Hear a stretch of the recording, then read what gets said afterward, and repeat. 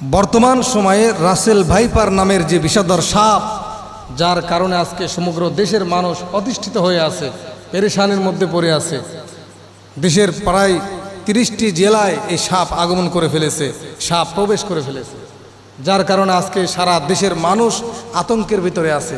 যে সাপের কারণে আজকে সারা দুনিয়ার মানুষ আতঙ্কিতের ভিতরে আছে। সম্মানিত হাজিরিন, এই জন্য রসুল করিম সাল্লাল্লাহু আলাইহি সাল্লাম 1450 বছর আগে সমস্ত খারাপি অনিষ্ট থেকে, জীবজন্তুর খারাপি থেকে বাঁচার জন্য অনেক আমল আমাদেরকে শিখাই দিয়েছেন। এটা হাদিস খুললে, কোরআন খুললে পাওয়া যায়। আল্লাহর নবী জনাবে মুহাম্মদুর রাসূলুল্লাহ সাল্লাল্লাহু আলাইহি সাল্লাম হাদিসের মধ্যে একটা দোয়া শিখাই দিয়েছেন। এই দোয়া যদি কোনো ব্যক্তি পড়তে পারে, দোয়া যদি কোনো ব্যক্তি পাঠ করতে পারে, এই আমলটি যদি করতে পারে, ফজরের নামাজের পরে যদি 7 বার অথবা 3 বার অথবা 7 বার এই দোয়াটি পরে আল্লাহর কাছে দোয়া করে, আল্লাহ রাব্বুল আলামিন দুনিয়াতে যত সাপ আছে, দুনিয়াতে যত হিংস্র জন্তু আছে, সমস্ত জন্তুর বিপদ থেকে, আক্রমণ থেকে ওই বান্দাকে আল্লাহ বাঁচায় দিবে। বুখারীর মধ্যে সহ অসংখ্য কিতাবের মধ্যে এই দোয়াটি রাসূল করিম সাল্লাল্লাহু আলাইহি সাল্লাম বলে দিয়েছেন। দোয়াটা কি?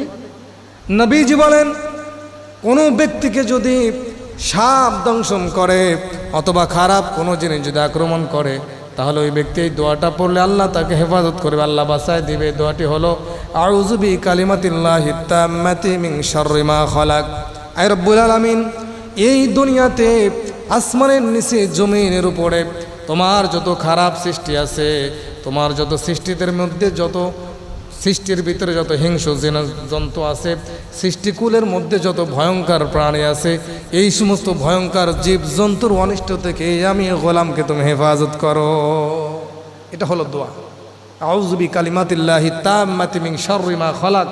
যে আল্লাহর সৃষ্টিকুলের, আল্লাহ তার সৃষ্টির ভিতরে যে সমস্ত জিনিস মানুষের প্রাণ বিনাশ করে দেয়, মানুষের জীবনটা নষ্ট করে দেয়, এই দোয়াটি যদি আপনি ফজরের নামাজের পরে 7 বার, ইশারের নামাজের পরে ঘুমানোর পূর্বে যদি 7 বার তেলাওয়াত করতে পারেন, পাঠ করতে পারেন, এই দোয়ার আমল করতে পারেন, আল্লাহ আপনাকে শুধু রাসেল ভাইপার যে সাপ, যে সাপের কারণে আজকে সারা বাংলাদেশের মানুষ আতঙ্কের ভিতরে আছে, সবাই চিন্তার মধ্যে আছে, পেরেশানির মধ্যে আছে, আল্লাহ এই জন্তু থেকে আপনাকে হেফাজত করবে এই দোয়ার প্রতি যদি আপনি আমল থাকে। আমার ভাইয়েরা, এই জন্য নবীজি বলছেন, দুনিয়ার ভিতরে যত মানুষ যত কিছু করুক না কেন, আল্লাহ রাব্বুল আলামিন কোরআন এবং হাদিসের ভিতরে দোয়া শিখায় দিয়েছেন। কোরআন এবং হাদিসের ভিতরে যেই দোয়াগুলো, যেই আমলগুলো করার জন্য আল্লাহ বলেছেন, এই আমলটা যদি করতে পারে, আল্লাহ রাব্বুল আলামিন ওই বান্দাকে দুনিয়ার সমস্ত খারাপি থেকে বাঁচায় দিবে।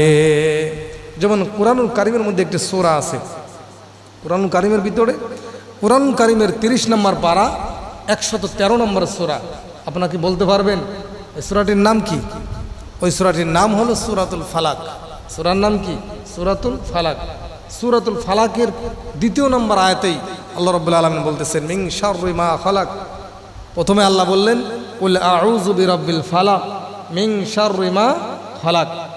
এই 2টা আয়াত আপনি তেলাওয়াত করুন, অথবা পুরা সূরাটি আপনি পাঠ করুন, পাঠ করে ঘুমিয়ে পড়ুন, আর হাদিসে বর্ণিত এই দোয়াটি পড়ুন।